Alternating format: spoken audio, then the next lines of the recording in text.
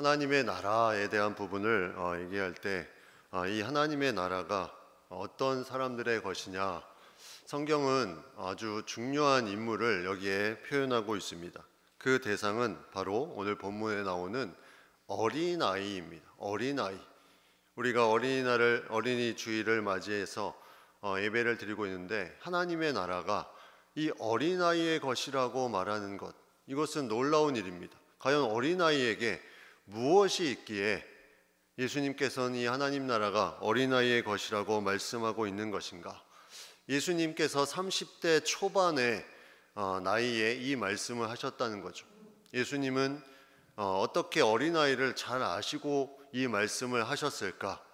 예수님에게는 4명의 동생이 있었습니다. 예수님이 그 가정 가운데는 5 형제가 있었는데, 성경에 그 4 형제가 나오는데, 그 동생들을 보면서 이 아이들, 자기보다 어린 아이들을 보면서 예수님이 무슨 생각을 하셨을까?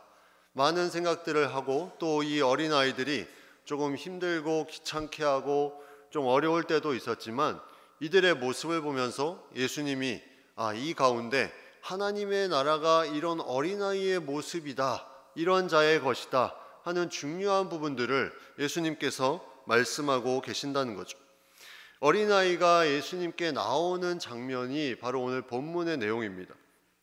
오늘 15절에 보면 사람들이 예수께서 만져주심을 바라고 자기 어린 아기를 데리고 오매, 여기 어린 아기라고 되어 있는데, 이 어린 아기라는 표현은 신생아, 베이비 이런 뜻을 가지고 있는 단어를 사용하고 있습니다.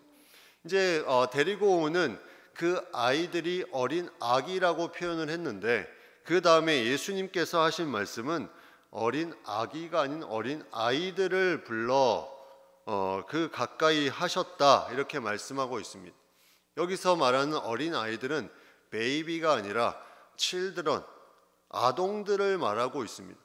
그러면 멀리서 왔을 때 보이는 그 아기들과 같은 모습을 예수님은 어린 아이처럼 그렇게 모든 아이들을 불러서 가까이 하셨다, 이 표현은 무엇을 말하는 것일까?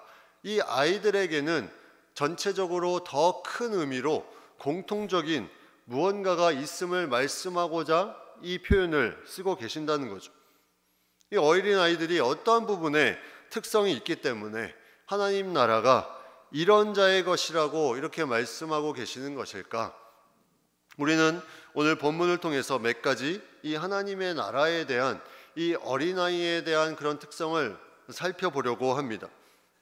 근데 이 어린아이들이 오는 그 가운데 중요한 한 가지 일을 보면 제자들이 꾸짖었다고 말하는 내용이 나옵니다. 꾸짖었다는 것은 이 어린아이에 대한 부분이 그렇게 중요하지 않음을 제자들은 알고 있었다는 거죠. 이 당시에는 여자들과 어린아이들은 인구수에도 들지 않고 그렇게 여러 가지로 그렇게 중요시 여기지 않았던 그런 시대의 모습이었습니다. 어린아이가 온다는 것은 상당히 지금처럼 아이들이 미래의 시대다, 미래의 소망이다, 이런 가치 있는 존재도 아니기 때문에 무언가 좀 불편하고 문제가 되는 부분들이 많이 생기는 존재였습니다. 이러한 시대적인 상황이 있었기에 제자들이 꾸짖고 보내는 것은 어쩌면 자연스러운 부분인지도 모르겠습니다. 이 제자들은 무언가 이 부분에 대해서 어린아이들이 계속 오는 거에 대해서 힘들었다는 거죠. 그래서 꾸짖고 그들을 돌아가라고 하는 그런 부분들, 예수님의 그런 모습과는 좀 다른 부분들을 제자들은 가지고 있었습니다. 예수님께서 하시는 그 모든 사역 가운데 어떠한 부분들이 있었는지, 이후에 어떤 일들이 펼쳐질지, 오히려 제자들은 그 더 큰 것을 기대하고 바라고 있었는지도 모르겠습니다. 오늘 본문 뒤에 보면 부자 관리가 나오는데, 이 부자 관리처럼 뭔가 재물도 있고 힘도 있고 그런 사람을 만나는 것에 제자들은 더 눈을 많이 돌리지 않았을까 하는 생각도 해봅니다. 이 당시에 어린아이들의 그런 모습은 상당히 열악한 환경에 있었기 때문에 이 당시에 역사적인 자료에 의하면 그렇게 어린아이들이 잘 성장하는 것이 쉽지 않았다고 그렇게 말을 합니다. 사망률도 높고 여러 가지 어려운 시대에 살고 있었기 때문에 누군가 높은 사람, 율법학자나 아주 중요한 사람이 오면 그 사람에게 아이를 데리고 가서 기도를 받고 한번 만져줌을 바라고, 이런 부분들이 일반적인 그런 사회의 풍습이었다는 거죠. 근데 예수님께서 많은 치유의 역사를 일으키지 않았습니까? 이걸 알고 이 어린아이들을 데리고 있는 부모님들이 이 아이들을 데리고 예수님께 나아가는 부분, 이것이 너무나 중요한 일이었어요. 왜냐하면 그 어린아이들이 잘 크기를 바라는 마음이 있기 때문에 한 번만 이 예수님의 손길이 닿아주기를, 이런 부분들이 이 부모님의 마음에는 있었다는 거죠. 그런데 제자들은 그 어린아이들을 꾸짖습니다. 그 어린아이들이 오는 것을 꾸짖고 돌려보내려고 합니다. 근데 예수님께서는 그 어린아이들을 가까이 하시고 그들을 부르면서 누구를 꾸짖냐면 그 제자들을 꾸짖는 그런 부분들을 말씀하고 있습니다. 16절에 보면 어린아이들이 내게 오는 것을 용납하고 금하지 말라. 하나님의 나라가 이런 자의 것이니라. 이렇게 말씀하고 있습니다. 하나님의 나라가 이런 어린아이들의 것이다. 이것을 분명하게 말씀하고 있죠.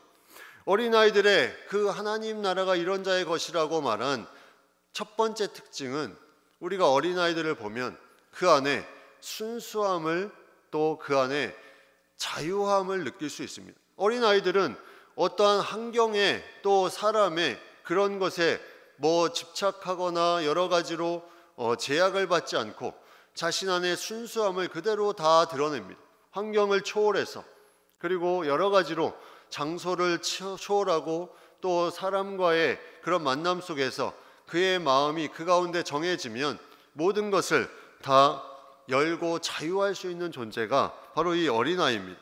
반면에 커갈수록 무언가 집착하는 것이 생기면 그 안에 순수함이 사라지죠. 자유함도 사라집니다. 오늘 이 본문 다음에 나오는 이 부자 간원을 보면 그가 가난한 자에게 재물을 나눠주라고 했을 때 그가 근심하며 돌아갔다는 내용이 나옵니다. 이런 부분을 보면 그 부자 관리는 무언가 집착하는 한 가지 재물이라는 것이 있었기 때문에 그 안에 순수함과 자유함을 가지지 못했다는 거죠. 진정한 자유함을 누리기 위해서는 이 모든 자신이 가지고 있는 어떤 신념이나 자신이 누리고 있는 어떤 소유나 이것을 초월해서 무언가를 할 수 있어야 되는데 그것을 하지 못했다는 것.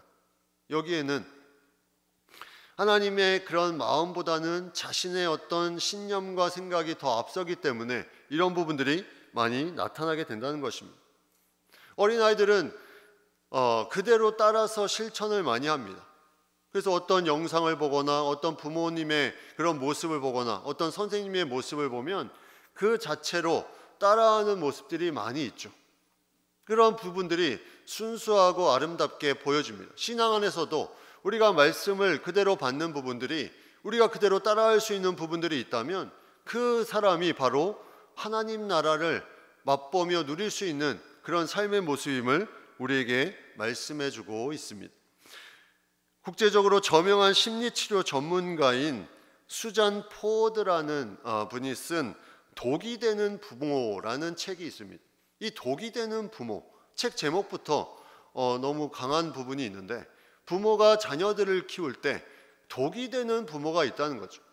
우리의 신앙과 좀 연결시켜서 이 책의 내용을 좀 읽어봤는데, 예전에 이제 육아할 때 있었던 그 집에 있었던 책인데 다시 이제 한번 더 보게 되었는데, 이 독이 되는 부모에 나오는 책의 핵심은 뭐냐면 부모의 신념이 자녀에게 그대로 흘러가게 되는데, 이 자녀는 현실에 대해서 분별 능력이 없기 때문에 그거를 그대로 받아들인다는 거죠. 그러면서 그 어린아이들의 순수함이, 그 자유함이 하나씩 사라지게 된다는 것입니다. 그런 부모의 왜곡된 신념, 이 잘못된 신념이 전달되니까 이것이 나중에 이 아이들도 성장해서 그러한 모습으로 살아가야 되는 줄 착각하고 본인 안에 그 자유함을 누리지 못하고 계속 거기에 매여 있게 된다는 거죠. 이게 무서운 거라는 겁니다. 이게 독이 되는 부모의 모습이라는 거죠. 이런 겁니다. 예를 들면 여자는 다소곳해야 해. 요즘엔 좀 찾아볼 수 없지만 이런 일들 많이 예전에는 어르신들이 많이 얘기했다는 거죠. 남자는 웬만한 건 참아야 해. 남자는 울면 안 돼. 그리고 다른 사람에게 착하게 보여야 해. 이런 부분들의 신념이 계속해서 흘러가면 이 자녀들이 성장해서도 그런 부분들의 그 신념이 정답인 줄 알고 그것을 가지고 계속 살아가는 모습들이 이 삶의 진정한 순수함과 자유함을 누리지 못하는 그런 부분으로 자리를 잡게 된다는 거죠. 이 책에서 말하는 중요한 이러한 신념으로 인해서 그 순수함과 자유함을 빼앗아가 버리는 독이 되는 5가지를 제안하고 있습니다. 이 5가지가 우리가 조심해야 되는 부분인데 그 첫 번째가 뭐냐면 부정입니다. 부정. 이 부정은 뭐냐면 잘못한 것을 잘못된 것으로 인식하지 않고 그냥 넘어가려고 하는 마음입니다. 이거 문제 회피에 대한 부분이죠. 그냥 문제가 발견되었음에도 불구하고 부정하고 그것을 회피하려는 부분, 이게 어떤 부모의 신념으로 자녀에게 전해질 때 이 자녀가 그 부분에 대해서 계속해서 왜곡된 신념으로 살아갈 가능성이 많다는 거죠. 두 번째는 투사입니다. 투사. 이 투사는 뭐냐면 내가 가지고 있는 잘못을 다른 환경이나 다른 사람에게 전가시키는 겁니다. 나는 잘못이 없고 이 모든 것은 환경 탓이다, 저 사람 탓이다, 이렇게 돌려가는 것이 이제 이게 투사입니다. 세 번째는 방해입니다. 이 방해가 그냥 방해하는 것이 아니라 나의 신념에 방해되는 것들을 다 제거해 버립니다. 그것이 더 좋은 것임에도 불구하고 내 신념과 맞지 않으면 그것을 다 무시해 버립니다. 그래서 잘못된 것을 계속 고집하며 나아간다는 거죠. 이런 부모의 모습이 자녀들에게 왜곡된 그런 신념을 갖게 한다는 겁니다. 또 네 번째는 편가름입니다. 편가름. 나의 편, 아빠 엄마 사이에 그리고 다른 사람과의 사이에 그런 편가름을 통해서 자기의 세력을 만들려고 하는 부분들이 계속 있다는 거죠. 또 비밀 유지. 이 비밀 유지는 자신의 어떤 부분들에 마음을 닫게 하는 그런 부분들로 왜곡된 신념을 갖게, 너 이 집안에 있는 일은 다른 데에 말하면 안 돼, 감춰야 돼, 이런 식으로 어떤 자신의 어떤 닫혀진 부분들을 강조하는 폐쇄적인 부분들을 통해서 이 독이 되는 그런 신념을 통해서 자유함을 누리지 못하게 되는 이런 부분들이 있다는 거죠.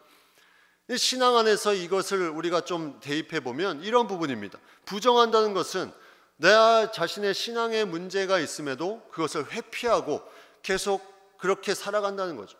또 이것을 투사한다는 것은 나의 안에 문제를 찾지 않고 계속 다른 환경에 다른 사람의 문제를 찾기 시작합니다. 이것은 저 사람 때문이다, 내가 이렇게 된 것은 이런 환경 때문이다, 이런 식으로 나의 신앙에 있어서 그렇게 할 수 있다는 거죠. 또 방해한다는 것은 하나님의 말씀이 아니라 내가 가지고 있는 그런 전통과 관습과 그런 신념, 그것이 더 앞서는 것처럼 그렇게 얘기하는 부분들이 있다는 거죠. 편을 가릅니다. 자기 세력을 만들고 또 마음을 닫고 이 마음을 여는 부분들에 대해서 본인이 두려워하는 부분들을 갖고 나아가는 것, 이것이 신앙 안에서 순수함을 계속해서 자유함을 누리지 못하게 하는 그런 5가지 모습의 이런 독이 되는 잘못된 신념의 모습이 우리 신앙에서도 발견될 수 있다는 거죠. 신앙은 자유한 것입니다. 신앙은 얽매이는 것이 아니에요.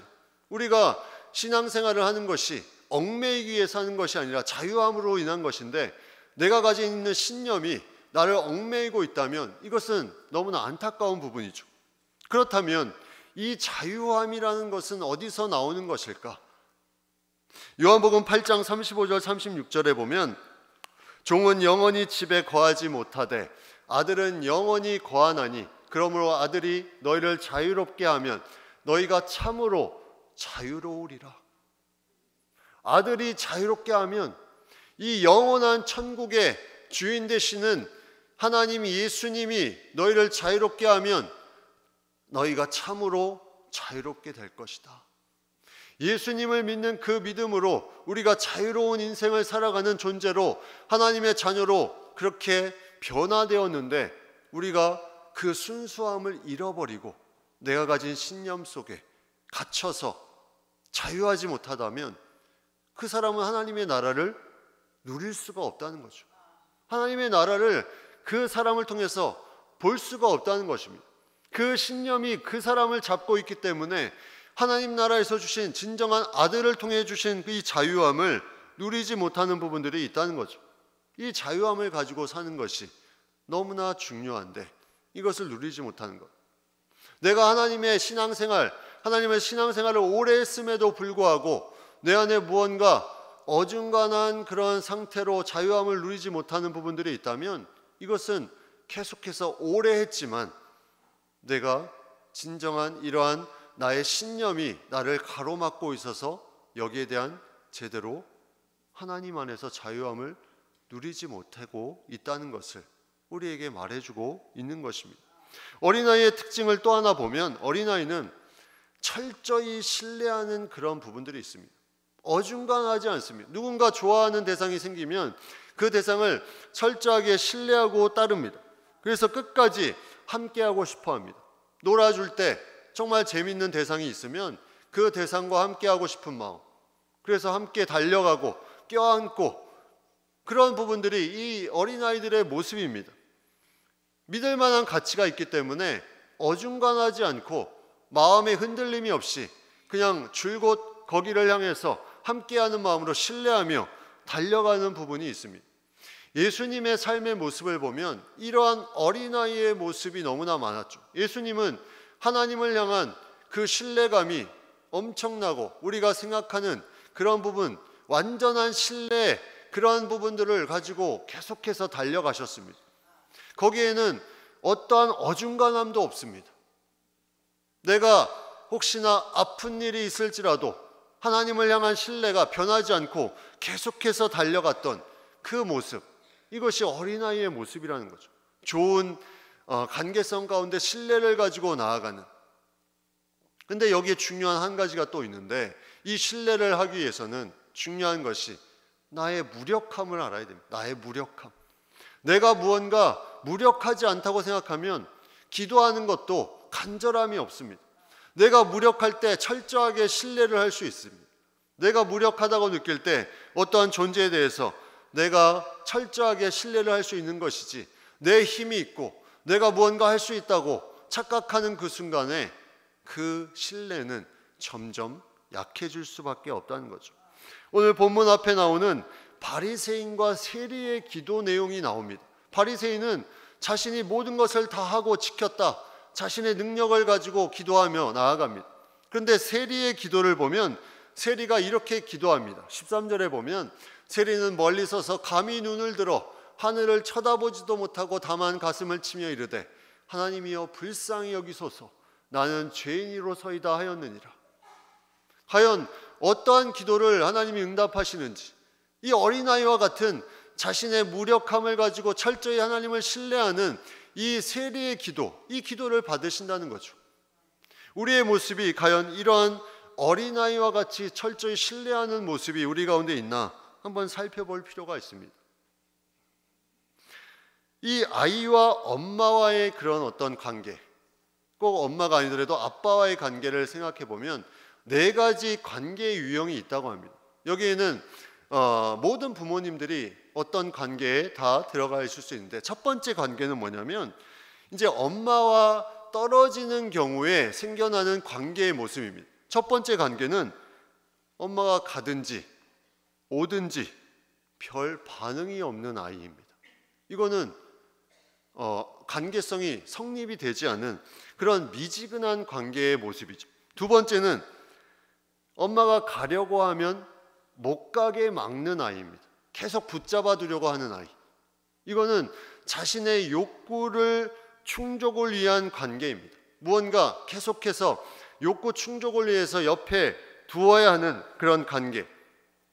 세 번째는 갈 때는 가는데 시간이 지나고 나면 찾기 시작하는 그런 관계가 있습니다. 찾고 찾으면서 이제 또 울기 시작합니다. 그런데 그 엄마가 돌아오면 그 울음이 이제 완전히 터져버리죠. 그래서 그런 부분의 관계를 눈에 보여야 확신하는 관계.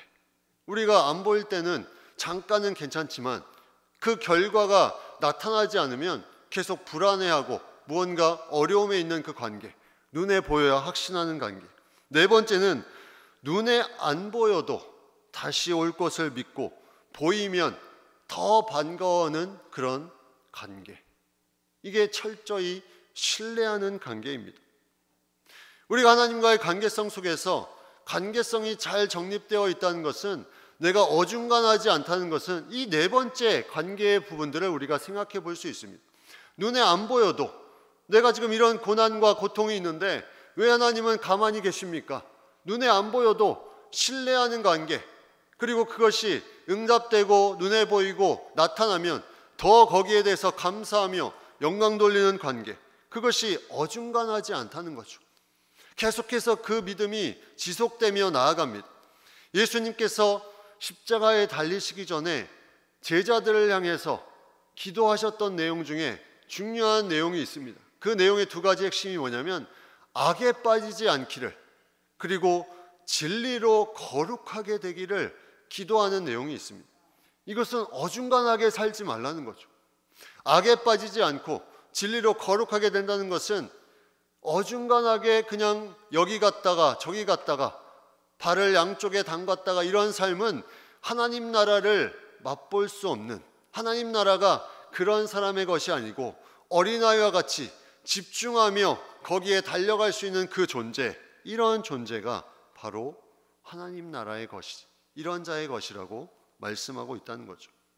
또 어린아이의 특징 마지막 세 번째를 보면, 이 세 번째는 어린아이는 자신의 모습을 통해서 주변 사람들을 행복하게 하고 높여주는 부분들이 있습니다.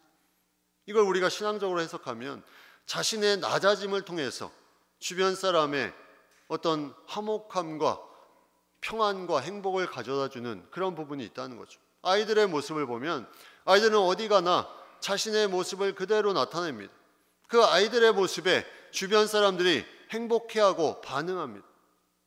그런 어떤 노래하는 것과 춤을 추는 것과 그들이 하는 몸짓 하나하나가 그들이 전혀 자신의 것을, 자신의 어떤 모습을 강요하려고 하지 않고 순수하게 나타나는 그 모습에 많은 사람들이 그 모습을 보고 행복해하며 기뻐하는 부분들이 있다는 거죠.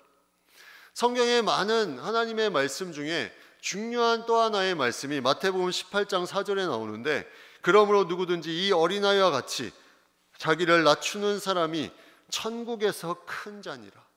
어린아이와 같이 자기를 낮춘다, 이 사람이 천국에서 크다고 말씀하고 있습니다. 계속 낮아질 수 있는 그것을 통해서 예수님이 섬기러 이 땅에 오신 것처럼 나의 낮아짐을 통해서 누군가 하나님께 가까이 나아갈 수 있는, 하나님의 영광 가운데 계속해서 하나님께서 기뻐하시는 일을 할 수 있는 그 부분이 있다면, 그 어린아이가 바로 하나님 나라의 중심되는 모습임을 우리에게 말씀해 주고 있습니다. 나의 자존심, 나의 경험, 나의 판단, 나의 선입견, 이런 것들이 계속 나를 막고 있으면 낮아지기 어렵다는 거죠. 우리는 율법과 구원 사이에 왔다 갔다 하는 그런 존재입니다. 구원받은 백성은 어린아이와 같은 모습이 있어야 됩니다. 이 어린아이와 같이 순수하게 자유함을 가지고 나아가는 그런 부분들이 그 안에 있어야 된다는 거죠. 그리고 어린아이는 이렇게 하나님의 마음을 가지고 계속해서 자신의 낮아짐을 통해서 나아가는 부분들이 그 가운데 계속해서 나타납니다. 그리고 어린아이들은 어중간하지 않다는 거죠. 이러한 부분들이 만약에 있다면 나는 아직도 율법과 구원 사이에 왔다 갔다 하는 존재임을 우리가 생각해 봐야 됩니다. 내가 진정한 그 안에 구원의 역사 가운데 거하고 있느냐, 내가 온전한 자유함을 누리고 있느냐, 내가 정말 신뢰할 대상을 신뢰하고 있느냐, 그리고 그 안에 내가 낮아지고 있느냐, 이 부분을 나에게 한번 적용시켜 보면서 판단해 보면 내가 어떠한 삶을 살고 있는지 그것을 우리가 알 수 있다는 거죠. 반나치 운동으로 유명한, 지난번에 부활주일에 또 한번 다루었던 디트리 본헤퍼는 종교성이 없는 기독교라는 말을 주장합니다. 종교성이라는 것은 어떤 하나의 규정과 어떤 절차 이런 것들을 말합니다. 우리 기독교에도 종교성이 있죠. 예배에도 규정이 있고 절차가 있는데, 종교성이 없는 기독교를 말하는 것은 이것을 뛰어넘는 우리에게 필요한 자유함이 있고, 여기에 대한 하나님에 대한 철저한 신뢰가 있고, 우리의 낮아짐이 있을 때 그것을 뛰어넘는 무언가 하나님 나라를 맛볼 수 있다는 거죠. 세상의 가치와는 다른 것입니다. 여기는 하나님이 주시는 놀라운 것들을 가지고 거기에 더 큰 하나님의 주시는 자유함을 누릴 수 있는 그런 부분이 우리 가운데 있을 수 있게 된다는 거죠. 종교성에 매이지 않고 계속해서 나아갈 수 있는 그 모습이 너무나 중요함을 우리에게 말씀해 주고 있습니다. 감리교 창시자인 요한 웨슬레가 이런 말을 했습니다. 이 말은 너무나 오늘 어린아이의 그런 모습을 우리에게 더 깊이 보여주는 그런 말로 다가옵니다. 이 말이 뭐냐면, 우리는 진짜 그리스도인이 되어야 되는데, 리얼 크리스찬이 되어야 되는데 거의 그리스도인으로 살고 있다. almost, 거의. 내가 진짜라는 생각을 가지고 있지만 아직 거의라는 이 단어에 머물고 있는 모습이 우리 가운데 많이 있다는 거죠. 그렇기 때문에 내가 참된 하나님의 나라를 누리고 싶은데 자꾸 그것이 다가오지 않는다는 거예요. 그냥 거의 정도에 머물러 있고 내가 이것이 진짜라고 생각하기 때문에 여기에 한계가 있다는 것입니다.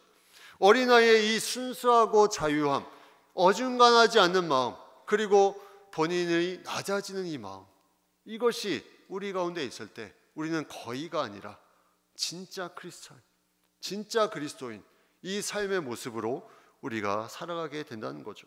하나님의 나라는 누리는 것입니다. 천국은 여기 있다 저기 있다 하지 말지니 하나님의 나라는 너의 안에 있느니라, 이 말씀을 주십니다. 하나님의 나라, 어린아이와 같이 우리가 나아가면, 우리 안에서 그것이 계속해서 나타나면 우리 안에 하나님의 나라를 누릴 수 있게 된다는 거죠. 여기에 중요한 하나님의 그런 귀한 복이 이 세상 가운데 우리에게 주어지고 있다는 거죠. 이것을 제대로 누리기 위해서 우리가 함께 믿음으로 나아가는 우리 모든 성도님들 다 되시기를 간절히 바랍니다. 같이 찬송하겠습니다.